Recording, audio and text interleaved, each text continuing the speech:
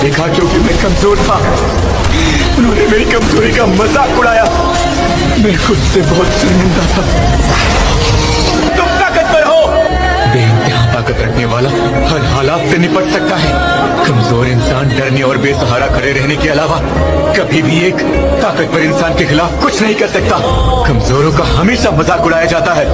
भले ही आप में समझ हो, आप अक्लमंद हो या चाहे रहमदिल हो, लेकिन जब भी ताकतवर से सामना होगा तब कुछ भी काम नहीं आएगा।